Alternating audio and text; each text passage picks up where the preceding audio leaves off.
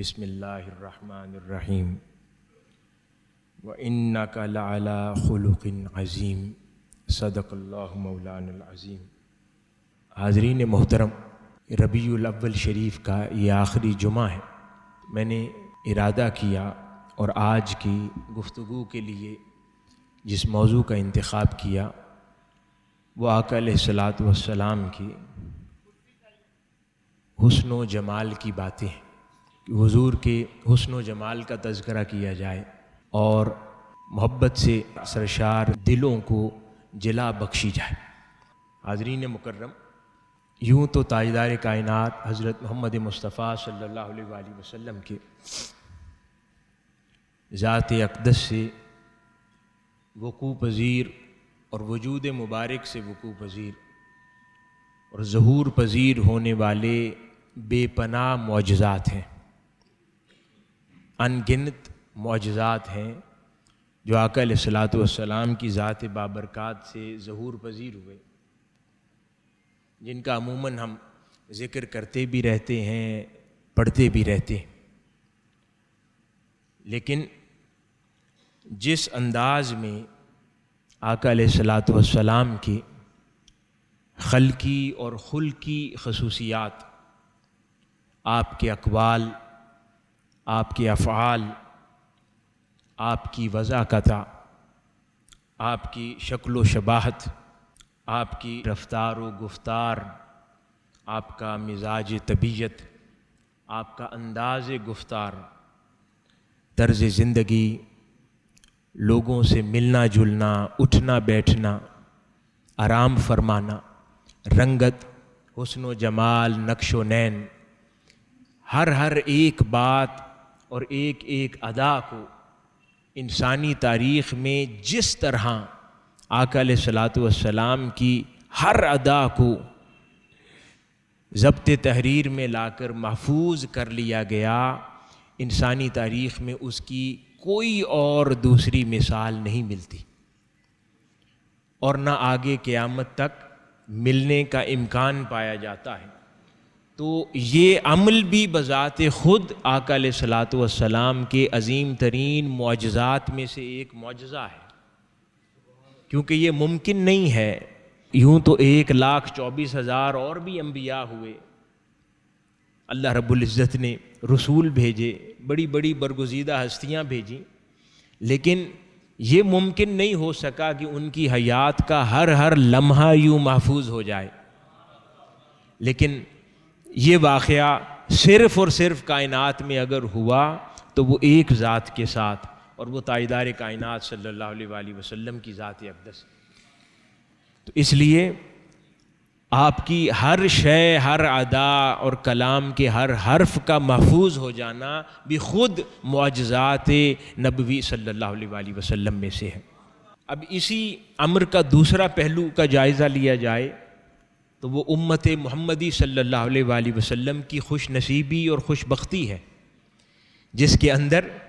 کائنات انسانی کی کوئی اور امت، کسی نبی کی کوئی اور امت محمدی صلی اللہ علیہ وآلہ وسلم کا مقابلہ نہیں کر سکتی کہ اس امت نے اپنے محبوب تاجدار کائنات حضرت محمد مصطفیٰ صلی اللہ علیہ وآلہ وسلم کی ہر ادا اور کلام کے ہر حرف کو، آپ کی ذات اقدس کی ہر بات کو جس انداز میں محفوظ کرنے کی کوشش کی اور کر پائے۔ تو یعنی اس دوسرے تناظر سے دیکھا جائے تو امت محمدی کی بھی کوئی اور امت اور قوم مقابلہ نہیں کر سکتی اس فخر کے اندر۔ یعنی اس ایک پہلو سے یہ معجزہ ہے آقا علیہ الصلاۃ والسلام کا، اور دوسرے پہلو سے یہ حضور کی امت کی شان ہے کہ جس شان کا کوئی اور شخص یا کوئی اور قوم مقابلہ نہیں کر سکتی، کہ حضور کی محبت میں جس طرح انہوں نے اپنے محبوب کی باتوں کو محفوظ کر لیا۔ یقیناً یہ امر الہی سے ہے، اگر امر الہی نہ ہوتا کسی ذات کے بارے میں تو یہ ممکن نہ ہوتا، اور ہوتا بھی کیسے نہ۔ آقا علیہ الصلاۃ والسلام کی ذات مبارکہ جو خلقی اور خلقی ہر لحاظ سے یگانہ ہے،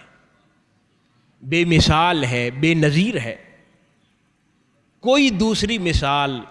رب قادر نے، رب کائنات نے ویسی پیدا ہی نہیں فرمائی اور نہ قیامت تک فرمائے گا۔ اسی کیفیت کو کسی شاعر نے اس شعر میں یوں بیان کیا: رخ مصطفیٰ ہے وہ آئینہ کہ اب ایسا دوسرا آئینہ نہ کسی کی بزم خیال میں، نہ دکان آئینہ ساز میں۔ کہ آقا علیہ الصلوۃ والسلام کی تخلیق ایسی اللہ پاک نے فرما دی کہ اب وہ حسن کسی کے خیال میں بھی دوبارہ نہیں آ سکتا، اور جہاں پر وہ حسین بنا کر خدا نے رکھے ہوئے ہیں ان میں بھی دوبارہ وہ نظر نہیں آ سکتا۔ وہ ایک ہی ذات تھی جو اللہ پاک نے تخلیق فرما دی۔ حاضرین گرامی، یہ آقا علیہ الصلوۃ والسلام کی اداؤں کو، آپ کی شکل و شباہت کو، رنگ و روپ کو، نقش نین کو، وجاہت کو، ان تمام چیزوں کو محفوظ کرنے کے علم کو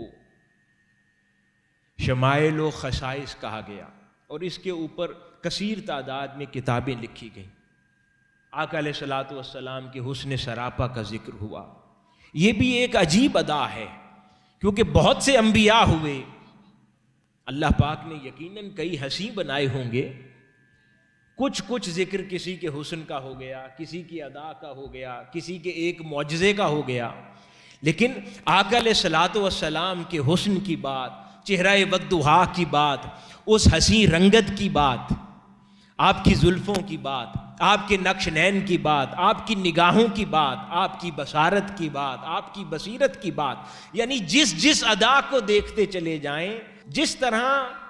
عاشقوں کے انداز میں حضور کی ذات پر لکھا گیا اور پھر اس لکھے گئے کلام کی شروحات کی گئی ہیں، یہ بھی اپنی ذات میں خود ایک مثال ہے، اور کوئی دوسری مثال اس عمل کی دیگر امم کی حیات میں نہیں میسر آتی۔ تو اس کو شمائل و خصائص کہا گیا، اور در حقیقت یہ جو شمائل کا تذکرہ ہے اور خصائص کا تذکرہ ہے، یہی آقا علیہ الصلوۃ والسلام کے اسوہ حسنہ کا تذکرہ ہے، جس کی طرف قرآن مجید نے انسانیت کو اور امت مسلمہ کو متوجہ کیا کہ اپنی زندگیوں میں آقا علیہ الصلوۃ والسلام کے اسوہ کاملہ کو بطور رول ماڈل اپنا لو۔ تو در حقیقت شمائل و خصائص کا تذکرہ ہی آقا علیہ الصلوۃ والسلام کے اسوہ کاملہ کا تذکرہ ہے۔ اس کے اوپر بہت سارے بزرگان دین ائمہ نے لکھا، بالخصوص حضرت ابو عیسیٰ امام محمد ترمذی رضی اللہ تعالی عنہ نے شمائل ترمذی کے نام سے بہت خوبصورت کتاب تالیف فرمائی، اور بعد ازاں اپنی جامع ترمذی کے اندر بھی باب قائم کر کے آقا علیہ الصلوۃ والسلام کے شمائل اور خصائص کا خوبصورت انداز میں تذکرہ کیا، اور بعد ازاں اس کی کثرت سے شروحات بھی لکھی گئیں، اور وہ اس انداز میں تذکرے ہوئے کہ انسان پڑھتا جائے اور روتا جائے، محبوب کی یاد میں تڑپتا جائے، اور اپنے دل کی آنکھوں سے اس حسن کا دیدار کرتا چلا جائے اور اس کیفیت میں جیتا چلا جائے۔ تو وہ پڑھتا جاتا ہے تو ایسی کیفیات میسر آتی ہیں، اور بھی بے شمار کتابیں لکھی گئیں۔ پھر خصوصیت کے ساتھ حضور شیخ الاسلام پروفیسر ڈاکٹر محمد طاہر القادری مدظ اللہ العالی نے بھی کثرت سے ان کتابوں میں اس کا تذکرہ فرمایا، شمائل اور خصائص کے عنوانات سے کئی کتابیں تالیف و تصنیف فرمائیں، اور کچھ عرصہ قبل بہت خوبصورت کتاب آپ نے تصنیف فرمائی جس کا نام آپ نے حضور نبی اکرم صلی اللہ علیہ وآلہ وسلم کا پیکر جمال رکھا، اور خوبصورت انداز میں حضور کے خصائص اور شمائل کو جمع فرمایا۔ تو یہ عمل بزرگان دین اہل اللہ اور صوفیاء کی زندگی کا شیوا رہا ہے کہ جن کو بھی اللہ پاک نے آقا علیہ الصلوۃ والسلام کی محبت سے نوازا، انہوں نے حضور کے حسن کے تذکرے زبان سے بھی کیے، اپنے قلم سے بھی کیے، اور عمر بھر آقا علیہ الصلوۃ والسلام کے حسن سراپا کے تذکروں کے ساتھ اپنے آپ کو مصروف رکھا۔ یہ بھی در حقیقت دین اسلام کے اندر ایک خصوصیت پائی جاتی ہے، اور اہل اللہ صوفیاء اور بزرگان دین نے دین کی خدمت میں اس کو ایک نہایت ہی اہم حصہ گردانا۔ بہت خوبصورت بیان ہے حضرت امام جلال الدین سیوطی رحمۃ اللہ علیہ، وہ ارشاد فرماتے ہیں، یہ ذرا غور سے سنیں. آپ فرماتے ہیں کہ رسول اللہ صلی اللہ علیہ وآلہ وسلم کی ذات مبارکہ پر ایمان کے ساتھ ساتھ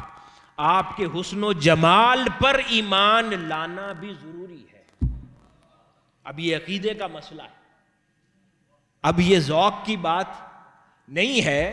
امام جلال الدین سیوطی رحمۃ اللہ علیہ فرما رہے ہیں کہ آقا علیہ الصلوۃ والسلام پر اللہ کا رسول ہونے کے ناطے، اللہ کا نبی ہونے کے ناطے، ان پر قرآن کے نزول کی نسبت سے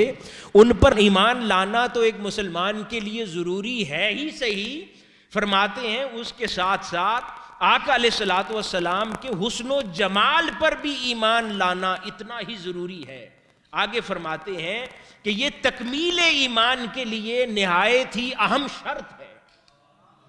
یعنی آقا علیہ الصلوۃ والسلام کے حسن و جمال پر، کہ آقا علیہ الصلوۃ والسلام کو اللہ رب العزت نے حسن و جمال میں وہ کمال عطا فرما رکھا تھا کہ کوئی اور اس کی مثل اور نظیر نہیں ہے کائنات میں اور نہیں ہو سکتا. اس بات پر بھی ایمان رکھنا ایمان کی تکمیل کے لیے لازم ہے.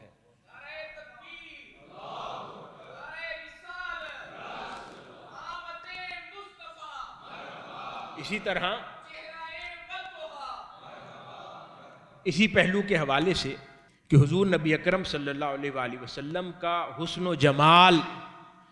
مکمل طور پر ہم پر کبھی ظاہر ہی نہیں کیا گیا.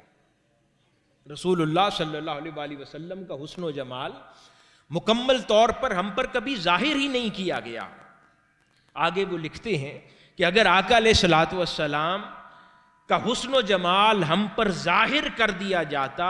تو انسانی آنکھ یہ استطاعت نہیں رکھتی کہ آپ کے چہرے کے جلووں کا ننگی آنکھ سے نظارہ کیا جا سکتا. تو اس لیے اللہ رب العزت نے انسان پر یہ کرم نوازی کی اور آقا علیہ الصلوۃ والسلام کے حسن و جمال کو انسان پر مکمل طور پر ظاہر نہ فرمایا. اسی طرح حضرت شیخ عبدالحق محدث دہلوی رحمۃ اللہ علیہ وہ بیان فرماتے ہیں کہ حسن و جمال مصطفیٰ کے بیان کا کیا کہنا اگر آپ کا حسن و جمال بشر کے لباس میں چھپا نہ ہوتا تو روئے منور کی طرف دیکھنا ممکن نہ تھا. یہ تو اللہ رب العزت نے آقا علیہ الصلوۃ والسلام کے حسن و جمال کو بشری لبادہ پہنا دیا تاکہ انسان آقا علیہ الصلوۃ والسلام کے چہرہ اقدس کو تک سکے. وہ سیدنا موسیٰ علیہ السلام جن پر طور پر تجلی ہو گئی تھی، وہ ایک تجلی کا اثر تھا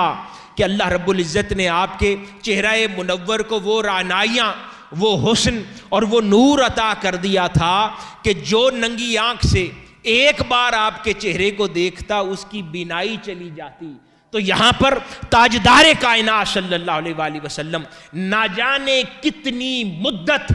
بے حجاب و بے نقاب حسن مطلق کے آگے اللہ رب العزت کی بارگاہ میں حسن و جمال خدا کو اپنے اندر سمیٹتے رہے، بے حجاب اپنے اندر سمیٹتے رہے اور اس حسن مطلق کا آئینہ بنے رہے. اور اللہ رب العزت کے وہ انوار و تجلیات بے حجاب اور اپنے کمال پر اپنی ذات کے اندر اپنے چہرہ اقدس میں سمیٹتے چلے گئے اور پھر لوٹ آئے. تو اس حسن کا کیا عالم ہوگا کہ وہ ایک تجلی تھی جس نے سیدنا موسیٰ کے حسن کو ایسا کر دیا تھا. یہ نہ جانے لاکھوں کروڑوں تجلیات جو آقا علیہ الصلوۃ والسلام نے طویل زمانہ معراج میں اللہ رب العزت کے حضور سمیٹی ہوں گی تو اس حسن کا عالم کیا ہوگا. اس لیے فرماتے ہیں کہ اللہ رب العزت نے وہ بشریت کا لبادہ پہنا دیا تاکہ انسان اللہ رب العزت کے محبوب کا دیدار کر سکے. اور حاضرین گرامی، اسی حسن مصطفیٰ صلی اللہ علیہ وآلہ وسلم، وہ چہرہ والضحیٰ پر مچلتی رعنائیاں، وہ حسن مطلق کا مظہر، اسی حسن کا تذکرہ شعراء اپنے اپنے انداز میں کرتے چلے آئے. ایک اور خوبصورت شعر جو اس حسن کا تذکرہ اپنے انداز میں کرتا ہے، یہ جو مہر میں ہیں حرارتیں وہ تیرا ظہور جلال ہے، یہ جو کہکشاں میں ہے روشنی وہ تیرا غبار جمال ہے۔ تو یہ تاجدار کائنات صلی اللہ علیہ وسلم۔ اسی طرح امام بصیری رحمۃ اللہ علیہ اپنے کلام میں خوبصورت انداز میں آقا علیہ الصلوۃ والسلام کے حسن و جمال کا تذکرہ کرتے ہیں۔ اس کا ترجمہ کچھ یوں ہے کہ محبوب خدا اپنی خوبیوں میں ایسے یکتا ہیں کہ اس معاملے میں ان کا کوئی شریک ہی نہیں ہے، کیونکہ ان میں جو حسن کا جوہر ہے وہ قابل تقسیم ہی نہیں ہے۔ یعنی اللہ پاک نے دنیا میں حسن تقسیم فرمایا ہے، لیکن جو جوہر حسن مصطفیٰ ہے وہ ناقابل تقسیم ہے۔ یعنی کوئی اتنا ظرف ہی نہیں رکھتا کہ حسن مصطفیٰ کی کوئی جھلک بھی اپنے اندر سمیٹ سکے۔ وہ اللہ پاک نے الگ سے بنا کر آقا علیہ الصلوۃ والسلام کی ذات اقدس میں رکھ دیا۔ اسی لیے کسی نے کیا خوب کہا، تھکی ہے فکر رسا اور مداح باقی ہے، قلم ہے آبلا پا اور مداح باقی ہے، تمام عمر لکھا اور مداح باقی ہے، ورق تمام ہوا اور مداح باقی ہے۔ آئیے اب آقا علیہ الصلوۃ والسلام کی ذات بابرکات کا احادیث مبارکہ کی روشنی میں کچھ تذکرہ کرتے ہیں حسن کا۔ آقا علیہ الصلوۃ والسلام کا چہرہ اقدس، چہرہ پرنور، اس کے حسن کے کیا کہنے۔ یعنی صحابہ کرام بڑی بڑی عظیم المرتبت ہستیاں، جن میں سیدنا عمر فاروق رضی اللہ تعالیٰ عنہ جیسے لوگ بھی ہیں، وہ لوگ کہ جو صرف جذبات میں بہنے والے نہیں تھے، یعنی وہ بھی سوچ سمجھ کر ایمان لائے۔ یہاں تک کہ آقا علیہ الصلوۃ والسلام کی بارگاہ میں ایک روز عرض کرنے لگے کہ یا رسول اللہ صلی اللہ علیہ وسلم، اپنی جان کے علاوہ عمر آپ سے ہر شے سے بڑھ کر محبت کرتا ہے۔ تو آقا علیہ الصلوۃ والسلام نے پھر ایمان کی شرط سمجھائی تو عرض کیا یا رسول اللہ، اب عمر اپنی جان سے بھی زیادہ۔ یعنی اس طرح سمجھ کر سودا کرنے والے لوگ، وہ بھی جب آقا علیہ الصلوۃ والسلام کے چہرہ پرنور کی بات کرتے ہیں، حسن و جمال کی بات کرتے ہیں تو دیوانے لگتے ہیں، حضور کے مستانے لگتے ہیں، حضور کے عاشق لگتے ہیں۔ وہاں پر تمام فکر، تمام فلسفہ، عقل سب ختم ہو جاتی ہے۔ وہاں پر پھر جب حسن و جمال کا تذکرہ کرتے ہیں سب حضور کے پروانے لگتے ہیں تذکرہ کرتے۔ تو حضور کے چہرہ پر نور کا تذکرہ حضور شیخ الاسلام نے ان الفاظ میں فرمایا، بہت جامع ہے، میں وہ الفاظ پڑھ دیتا ہوں کہ حضور نبی اکرم صلی اللہ علیہ وآلہ وسلم کا چہرہ مبارک سب سے حسین و جمیل اور پرکشش، نورانی، جاذب نظر، نہایت روشن، شگفتہ اور شاداب تھا۔ قدامت میانہ، رنگت سفید، جسامت متناسب اور موزوں اور رنگت و نکھت منور اور تاباں تھی۔ چہرہ مبارک نہ تو بہت زیادہ گول تھا اور نہ بہت زیادہ لمبا، بلکہ آپ کا چہرہ مبارک دونوں صورتوں کے درمیان تھا، یعنی گولائی اور لمبائی کے اعتبار سے اعتدال پر تھا۔ یعنی آقا علیہ الصلوۃ والسلام کا سراپائے حسن بہت خوبصورت انداز میں حضور شیخ الاسلام نے اس طرح بیان فرمایا۔ آپ کے چہرہ اقدس کے حسن و جمال کا تذکرہ کرتے ہیں تو سیدنا ابو بکر صدیق رضی اللہ تعالیٰ عنہ کی زبان سے سنتے ہیں۔ وہ فرماتے ہیں کہ جب بھی سیدنا صدیق اکبر آقا علیہ الصلوۃ والسلام کے چہرہ مبارک کو دیکھا کرتے تو پکار اٹھتے، وہ برگزیدہ عمی جو بھلائی کی دعوت دیتا ہے، اس کے چہرہ مبارک کی تابانی ایسی ہے کہ جیسے اندھیرے میں بدر کامل ذوفشاں ہو۔ یہ سیدنا ابو بکر صدیق رضی اللہ تعالیٰ عنہ فرما رہے ہیں۔ سیدنا عمر فاروق کی زبان سے سنتے ہیں تو وہ فرماتے ہیں کہ جب بھی میں آقا علیہ الصلوۃ والسلام کا چہرہ اقدس دیکھتا ہوں تو میری زبان پر ایک شعر آ جاتا ہے، جس کا مفہوم یہ ہے کہ اگر آپ کچھ اور ہوتے تو آپ 14ویں رات کے چاند ہوتے، جو بہت روشن ہوتا ہے۔ یہ سیدنا عمر فاروق آقا علیہ الصلوۃ والسلام کے چہرہ اقدس کو دیکھ کر عرض کرتے ہیں۔ حضرت جابر بن سمرہ رضی اللہ تعالیٰ عنہ بیان فرماتے ہیں کہ میں نے چاندنی رات میں رسول اللہ صلی اللہ علیہ وآلہ وسلم کا دیدار کیا. اس وقت آپ سرخ پوشاک زیب تن کیے ہوئے تھے. میں بیک وقت آپ کو اور چاند کو دیکھتا رہا. آپ مجھے چاند سے کئی گنا بڑھ کر حسین لگ رہے تھے. حاضرین گرامی، اسی طرح ایک عارف کہنے لگا یہ بات سن کر کہ انہوں نے تو کہا کبھی چاند لگتے ہیں، کبھی چاند سے حسین لگتے ہیں. وہ کہنے لگا یہ چاند سے تشبیہ دینا تو محاورے کی بات ہے، در حقیقت حسن مصطفیٰ صلی اللہ علیہ وآلہ وسلم میں ایسے ہزاروں لاکھوں چاند قربان ہیں. یعنی وہ چاند بھی کیسا حسین ہوگا جب یہ حسین پنگوڑے میں لیٹا اپنی انگشت کے اشاروں سے کھیلتا تھا اور چاند دائیں بائیں ہوتا ہوگا، تو یہ اس حسین پہ وہ حسن مرتا تھا، اس لیے اس کی انگشت کے اشاروں پہ گھومتا پھرتا تھا. تو یہ حسن ہے. اسی طرح مختلف بزرگان دین، شعراء، صوفیاء تذکرہ کرتے رہے. جیسے لکھا حسن یوسف دم عیسیٰ ید بیضا داری، آنچ خوباں ہمہ دارند تو تنہا داری. سیدہ عائشہ صدیقہ رضی اللہ تعالی عنہا آپ ارشاد فرماتی ہیں بہت پیاری بات، حسن مصطفیٰ اور چہرہ والضحیٰ کا تذکرہ کرتے فرماتی ہیں کہ حضرت یوسف علیہ السلام کے حسن کو دیکھ کر اپنے ہاتھ کاٹنے والی زلیخا کی سہیلیاں سیدہ عائشہ صدیقہ رضی اللہ تعالی عنہا فرما رہی ہیں کہ حسن یوسف دیکھ کر اپنے ہاتھ کاٹ لینے والی زلیخا کی سہیلیاں اگر رسول اللہ صلی اللہ علیہ وآلہ وسلم کے چہرہ پر نور کو دیکھ لیتی تو چھریاں اپنے دلوں پر چلا دیتی. سیدہ عائشہ صدیقہ رضی اللہ تعالی عنہا ارشاد فرماتی ہیں. اسی طرح حضرت انس بن مالک رضی اللہ تعالی عنہ فرماتے ہیں کہ رسول اللہ صلی اللہ علیہ وآلہ وسلم کے وصال اقدس سے چند روز قبل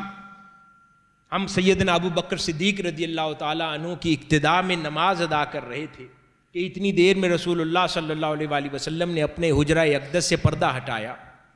اور ہمیں نماز پڑھتے دیکھا. تو وہ کہتے ہیں کہ اس لمحے جب ہم نے چہرہ مصطفیٰ کو دیکھا تو وہ حسن یوں جگمگا رہا تھا جیسے قرآن کھل گیا ہو اور ایک قرآن کا ورق ہمارے سامنے ہو. اس طرح کبھی آقا علیہ الصلوۃ والسلام کے اس حسن کو وہ قرآن مجید سے تشبیہ دیتے ہیں، کبھی 14ویں کے چاند سے تشبیہ دیتے ہیں، کبھی پر نور ذوفشانی سے، کبھی کہتے ہیں کہ سیدنا یوسف علیہ السلام کا حسن اس حسن مصطفیٰ پر قربان ہو. اسی طرح حضرت براء بن عازب رضی اللہ تعالیٰ عنہ بیان کرتے ہیں کہ رسول اللہ صلی اللہ علیہ وآلہ وسلم بلحاظ صورت و خلقت انسانوں میں سب سے زیادہ حسین تھے.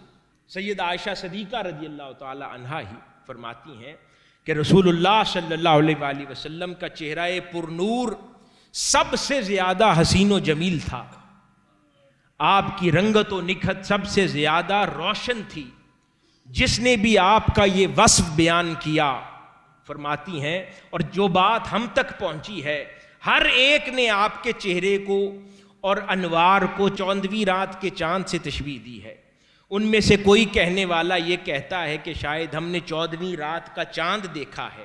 کوئی کہتا ہے کہ حضور نبی اکرم صلی اللہ علیہ وآلہ وسلم ہماری نظروں میں 14ویں رات کے چاند سے بھی زیادہ بڑھ کر حسین ہیں. آپ کی رنگت و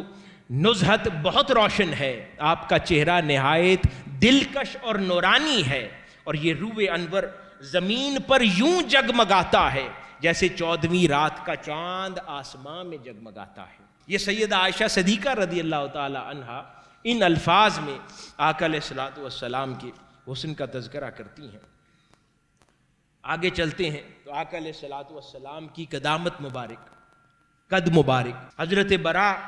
رضی اللہ تعالیٰ عنہ بیان کرتے ہیں کہ رسول اللہ صلی اللہ علیہ وآلہ وسلم نہ تو زیادہ دراز قد تھے اور نہ ہی پست قامت تھے، یعنی میانہ قد تھا. اور اعتدال کے اعتبار سے یعنی قد میں جو سب سے حسین اعتدال ممکن ہو سکتا ہے، اللہ رب العزت نے اپنے محبوب کو وہ عطا فرما رکھا تھا۔ اسی طرح مولا علی المرتضیٰ رضی اللہ تعالی عنہ بیان کرتے ہیں کہ رسول اللہ صلی اللہ علیہ وآلہ وسلم قد کے لحاظ سے نہ زیادہ دراز اور طویل تھے اور نہ ہی پست اور کثیر تھے، بلکہ آپ سب سے زیادہ معتدل قامت والے تھے۔ اسی طرح آقا علیہ الصلوۃ والسلام کے روح انور کے حوالے سے ہی پھر ارشاد ہوتا ہے کہ یہ چہرہ مبارک 14ویں کے چاند کی طرح تابدار تھا، آئینے کی طرح چمکتا تھا، اور اس چہرے پر جب زیارت کے لیے آنے والوں کی نظر پڑتی تو وہ بے ساختہ کہہ اٹھتے کتنا مبارک چہرہ ہے۔ اور اسی لیے تو حضرت پیر مہر علی شاہ صاحب رحمۃ اللہ علیہ یہ کہہ اٹھے، اس صورت نو جان آکھاں کے جانے جہان آکھاں، سچ آکھاں تے رب دی شان آکھاں، جس شان تو شانہ سب بنیاں۔ یعنی ہر کوئی حسن مصطفیٰ صلی اللہ علیہ وآلہ وسلم میں گم نظر آتا ہے۔ حضرت کعب بن مالک رضی اللہ تعالیٰ عنہ سے مروی ہے کہ رسول اللہ صلی اللہ علیہ وآلہ وسلم جب کسی بات پر خوش ہوتے تو آپ کا چہرہ مبارک یوں روشن ہو جاتا لگتا گویا وہ چاند کا ایک ٹکڑا ہے۔ یعنی ہر کوئی چاند سے تشبیہ دیتا ہے حضور کے چہرہ اقدس کو، اور اس کیفیت سے آپ کی طبیعت کی خوشگواری کا ہم سب کو اندازہ ہو جایا کرتا۔ اسی طرح ایک روز سیدہ عائشہ صدیقہ رضی اللہ تعالی عنہا ارشاد فرماتی ہیں کہ ایک مرتبہ میں سلائی کر رہی تھی، کپڑے سی رہی تھی، اس دوران میرے ہاتھ سے سوئی گر گئی۔ میں نے اسے بہت تلاش کرنے کی کوشش کی مگر روشنی نہ ہونے کی وجہ سے وہ سوئی مجھے نہ مل سکی۔ اتنی دیر میں تاجدار کائنات صلی اللہ علیہ وآلہ وسلم اس حجرے میں داخل ہو گئے۔ وہ بیان کرتی ہیں کہ آقا علیہ الصلوۃ والسلام کے چہرہ پر نور کی نورانی شعائیں اتنی زیادہ تھیں کہ اچانک وہ اندھیرے سے بھرا کمرہ روشن ہو گیا اور آپ کے چہرہ اقدس کی منور روشنی میں مجھے فوری سوئی مل گئی۔ یعنی آقا علیہ الصلوۃ والسلام کے چہرہ پر نور پہ اس طرح نور مچلتا تھا کہ جس اندھیرے کمرے میں داخل ہو جاتے وہ روشن ہو جاتا۔ اسی طرح حضور نبی اکرم صلی اللہ علیہ وآلہ وسلم کی رنگت کا تذکرہ کریں تو حضرت ابو ہریرہ رضی اللہ تعالی عنہ بیان کرتے ہیں کہ آقا علیہ الصلوۃ والسلام کی رنگت نہایت ہی دلکش اور خوبصورت تھی۔ آپ کی رنگت ایسے سفید تھی کہ لگتا تھا کہ جیسے، یہ سیدنا ابی ہریرہ کا الفاظ ہے کہ آپ کی رنگت ایسے سفید تھی کہ جیسے لگتا ہے کہ آپ کا سراپا چاندی میں ڈالا گیا ہو، اس طرح رنگت چمکدار سفید تھی۔ آپ کی رنگت سفید مگر سرخی مائل تھی، نہایت روشن اور نکھری تھی اور چمکتی دمکتی تھی۔ اس چمک اور دمک کے سامنے وہ فرماتے ہیں کہ تازہ چمکائی ہوئی تلواروں کا حسن بھی ماند پڑ جائے، یوں آپ کی رنگت چمکتی تھی۔ اور پھر فرماتے ہیں کہ اس رنگت میں یوں شفافیت تھی اور نورانیت کا منظر ایسا تھا کہ کئی بار ارد گرد کی دیواریں بھی آپ کے چہرہ اقدس میں ان کا سایہ اور جھلک نظر آ جاتی، اس طرح شفافیت آپ کے حسن میں تھی۔ قربان جائے کہ اللہ پاک نے اس نورانی جسم کو کیسے تخلیق فرمایا کہ انسان کا جسم تو اپنا سایہ رکھتا ہے، یہاں پر آقا علیہ الصلوۃ والسلام کے جسم اطہر کے اوپر سیدنا ابی ہریرہ رضی اللہ تعالیٰ عنہ بیان کر رہے ہیں کہ کئی بار دیواروں کا عکس میں محسوس ہو جاتا، یعنی حضور کا جسم اطہر آئینے کی مانند تھا۔ یہ حسن کی بات ہے۔ اسی طرح آقا علیہ الصلوۃ والسلام کے جسم اطہر معطر تھا، خوشبو میں ہر وقت رہتا تھا، اور آپ کے جسم اطہر سے ہر وقت ایسی خوشبو آتی کہ جیسی خوشبو کسی نے کبھی نہ سونگھی ہو۔ اس کے بارے میں مختلف روایات ہیں، فرماتے ہیں کہ آپ کے جسم اقدس کو ایسا محسوس ہوتا تھا کہ جیسے دست قدرت نے خصوصی اہتمام اور محبت کے ساتھ خوشبو میں گوندا ہے، اس طرح خوشبو آپ کے جسم اطہر سے آیا کرتی. پھر بڑی خوبصورت روایت ہے کہ جب آپ کی ولادت باسعادت ہوئی تو آپ کی والدہ محترمہ سیدہ آمنہ رضی اللہ تعالی عنہا فرماتی ہیں کہ جوں ہی میں نے پہلی مرتبہ آپ کی زیارت کی تو میں نے آپ کے جسم اقدس کو 14ویں رات کے چاند کی طرح سراپا نور پایا. سیدہ آمنہ رضی اللہ تعالی عنہا فرما رہی ہیں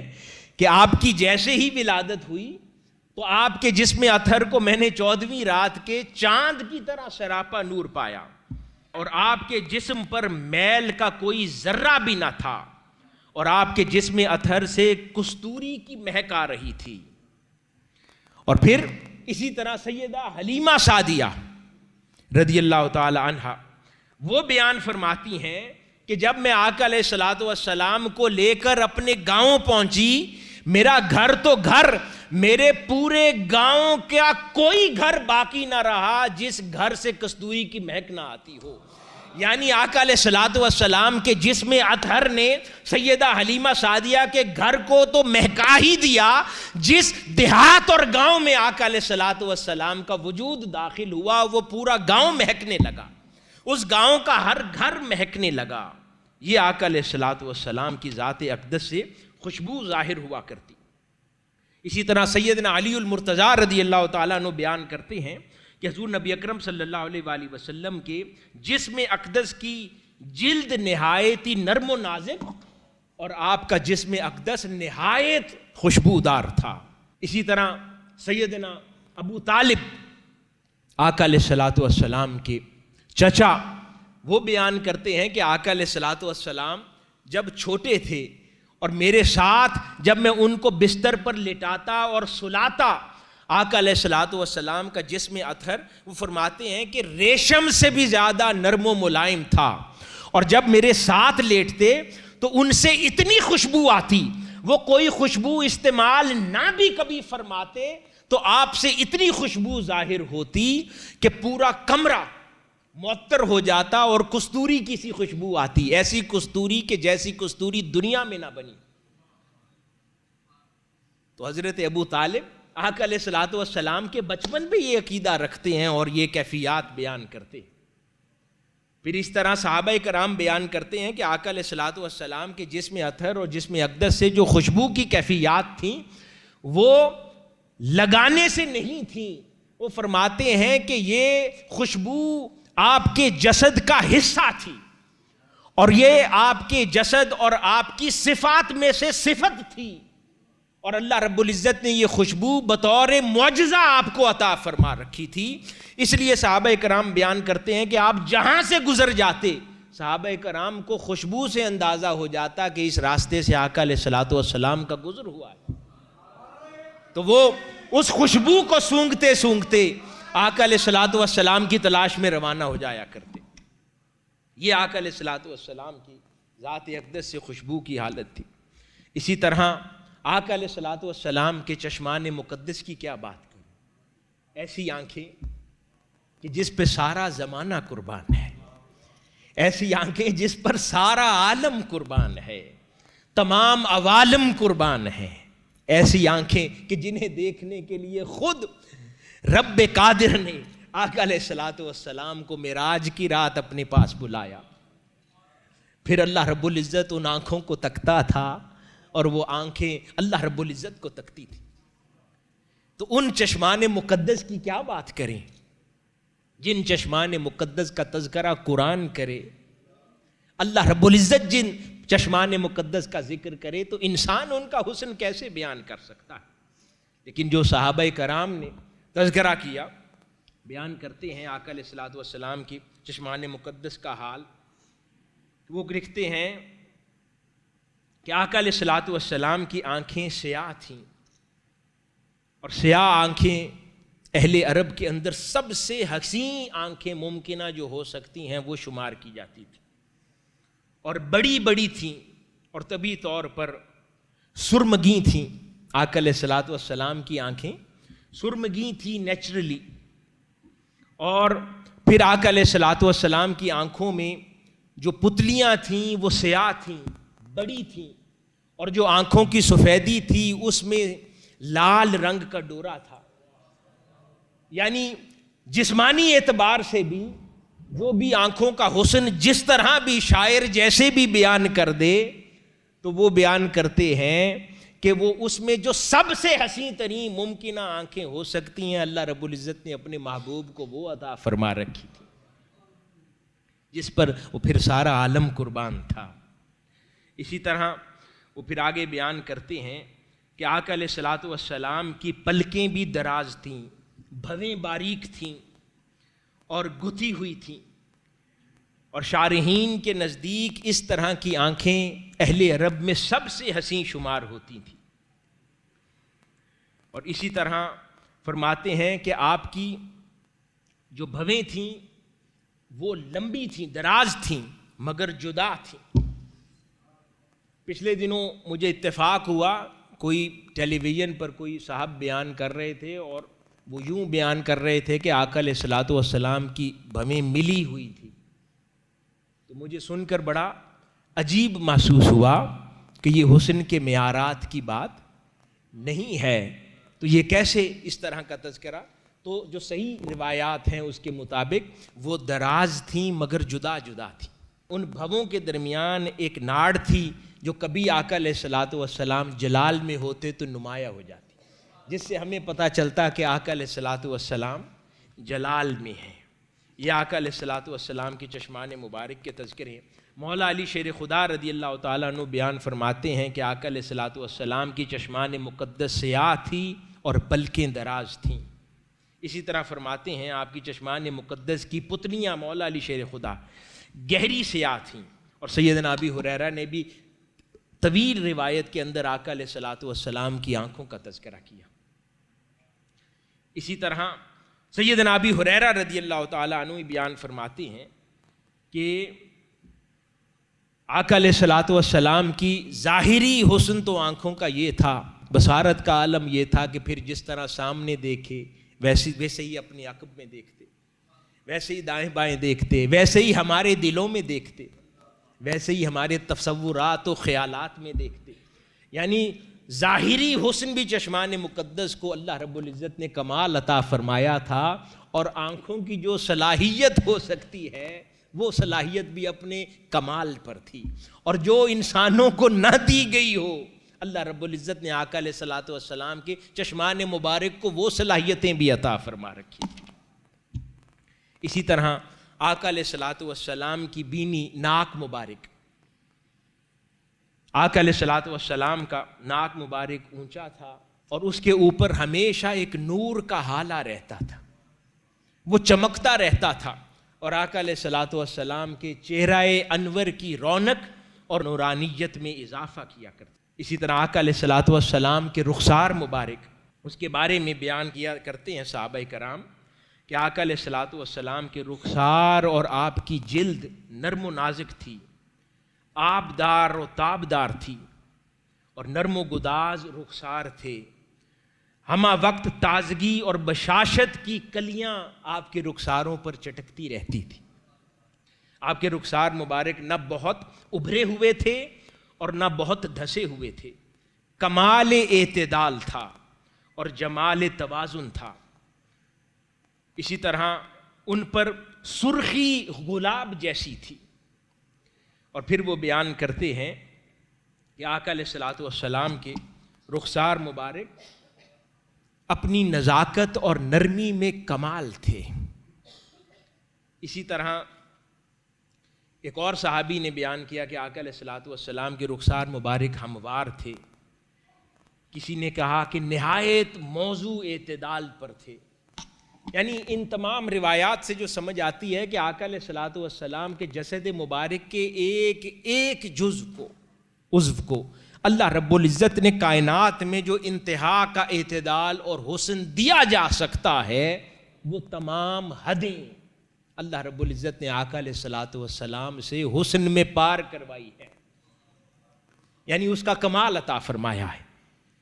کیونکہ اپنا محبوب پیدا فرما رہا تھا، وہ محبوب کے جس کے لیے یہ سارے حسن بنائے ہیں، جس کے لیے یہ حسین مناظر بنائے ہیں.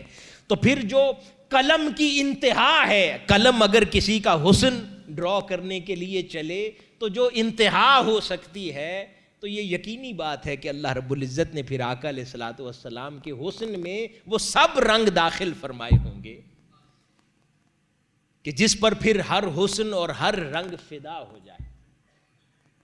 اسی طرح آقا علیہ الصلوۃ والسلام کے دندان مبارک، ان کا تذکرہ صحابہ کرام یوں کرتے ہیں کہ آپ کے دندان مقدس گویا ایسے سفید رنگ کے تھے جیسے موتی ہوں۔ آپ کے دندان مبارک کی رنگت اور حسن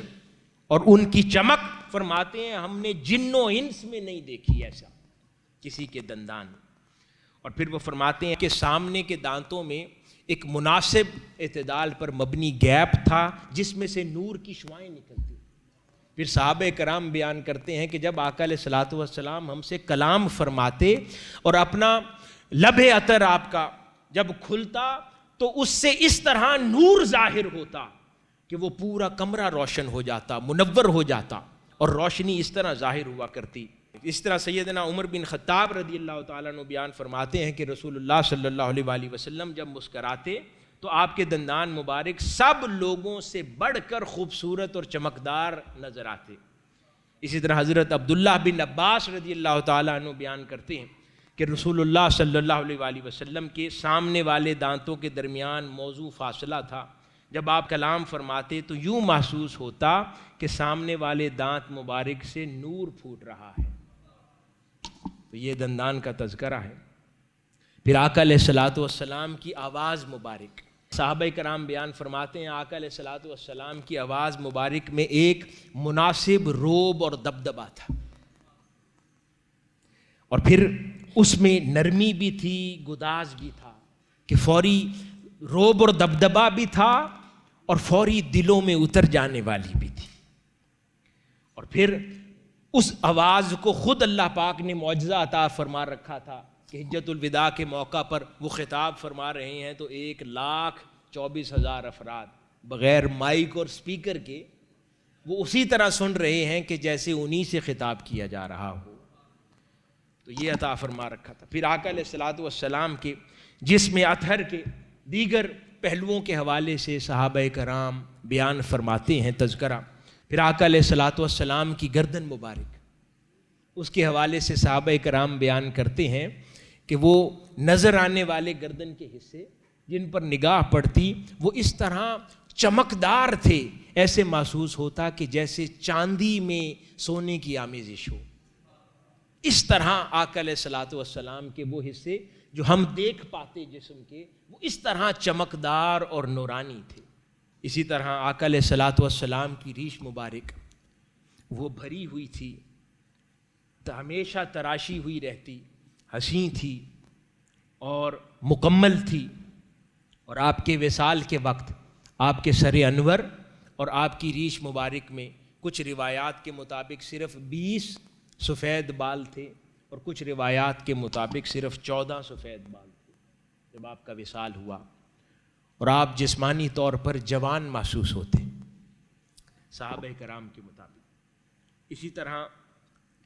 آقا علیہ الصلوۃ والسلام کی ذات اقدس، پھر آپ کے شانے اور بغلیں، سینہ مبارک بالوں سے بھرا ہوا نہیں تھا، یعنی ہر وہ شے جو حسن کے لیے سب سے بے مثال مانی جائے اللہ رب العزت نے وہ عطا فرما رکھی تھی۔ تو آپ کے سینہ اقدس پر بالوں کی ایک باریک سی لکیر تھی، باقی سینہ اقدس حسین تھا، اور وہ بالوں کی حسین لکیر ناف تک ختم ہو جاتی، باقی آپ کا سینہ اقدس، شان مبارک وہ سب تھی۔ پھر آپ کے بازوؤں پر بھی بہت زیادہ کثرت سے بال نہ تھے، مناسب اور اعتدال کے ساتھ روایات میں آتا ہے کہ تھوڑے بال تھے۔ پھر سیدنا علی رضی اللہ تعالیٰ عنہ فرماتے ہیں کہ آپ کے اللہ رب العزت نے جو جوڑ، ٹانگیں، گھٹنے اللہ پاک نے مضبوط بنائے تھے، اور ایک مضبوط شخصیت کے مالک اور جسم کے مالک انسان کے جوڑ محسوس ہوتے تھے۔ سیدہ عائشہ صدیقہ رضی اللہ تعالی عنہ بیان کرتی ہیں کہ آقا علیہ الصلوۃ والسلام کے دست مبارک اور ہتھیلیوں کا کیا کہنا، ان کو کوئی چھو لیتا تو ویسا ریشم کائنات میں کسی نے نہ ٹچ کیا ہو، اس طرح نرم و ملائم تھے. اور پھر آپ کی انگلیاں اس طرح گوشت سے بھری تھیں، دست مبارک اور لمبی تھیں، اور چاندی کی ڈالیاں محسوس ہوتی تھیں، اس طرح حسین تھیں. آپ کی پنڈلیاں مبارک مناسب اعتدال پر تھیں اور مناسب بال تھے ان پر. یعنی ہر شے اللہ رب العزت نے کمال حسن اور اعتدال پر قائم فرمائی تھی، نہ کسی شے میں زیادتی کا عمل نہیں تھا، اور حسن کا کمال اللہ رب العزت نے آقا علیہ الصلوۃ والسلام کو عطا فرما رکھا تھا. اسی طرح آپ کے دست اقدس اور آپ کے قدمین مبارک کے بارے میں بھی صحابہ کرام بیان کرتے ہیں کہ وہ بھی گوشت سے بھرے ہوئے تھے. آپ کی ایڑیاں ان پر گوشت کم تھا، اور انگلی اور پنجوں کی جگہوں پر آپ کے گوشت زیادہ تھا، اور آپ کے پاؤں کے درمیان جو کرو ہوتا ہے وہ بھی مناسب تھا، بہت زیادہ کرو نہیں تھا. زمین پر بھرے ہوئے قدمین مبارک آپ کے ہوا کرتے، اور یہی کیفیت آپ کے دست مبارک اور ہتھیلیوں کی تھی کہ گوشت سے بھرے ہوئے ہاتھ تھے اور ریشم کی طرح نرم و نازک اور ملائم تھے، اور انگلیاں لمبی تھیں. اسی طرح آقا علیہ الصلوۃ والسلام کی یہ تذکرہ آپ کے دست مبارک کا، انگلیوں کا، آپ کے بطن مبارک کا میں عرض کر چکا. تو یہ کچھ روایات تھیں آقا علیہ الصلوۃ والسلام کے حسن و جمال کے تذکرے، آپ کے شمائل کے تذکرے، کہ اللہ رب العزت نے آقا علیہ الصلوۃ والسلام کو کتنا حسین بنایا تھا، اور حسن و جمال کی جو انتہا معیارات کی ہو سکتی ہے اللہ رب العزت نے انہیں ویسا بنایا. اور جیسا کہ میں ابتدا میں عرض کر چکا، حضرت امام جلال الدین سیوطی رحمۃ اللہ علیہ انہوں نے ارشاد فرمایا کہ آقا علیہ الصلوۃ والسلام پر ایمان لانا جتنا ایک مسلمان کے لیے ضروری ہے، اس کے بغیر وہ مسلمان نہیں ہوتا. وہ فرماتے ہیں اسی طرح آقا علیہ الصلوۃ والسلام کے بے مثال اور بے نظیر حسن و جمال پر بھی ایمان رکھنا مسئلہ عقیدہ ہے. تو یہ سارے اس حسن و جمال کے تذکرے تھے جن کا ہم نے ذکر کیا. اللہ پاک آقا علیہ الصلوۃ والسلام کی زیارت سے ہم سب کو سرفراز فرمائے، اور آقا علیہ الصلوۃ والسلام کی حسن و جمال اور اس حسین سراپے کے ذکر و فکر میں ہمیں عمر بسر کرنے کی توفیق عطا فرمائے، اور آقا علیہ الصلوۃ والسلام کی سچی اور سچی محبت ہمارے سینوں میں اللہ پاک داخل فرمائے، اور آقا علیہ الصلوۃ والسلام کی غلامی میں ہم سب کو جینا مرنا نصیب فرمائے. والسلام وما علینا الا البلاغ.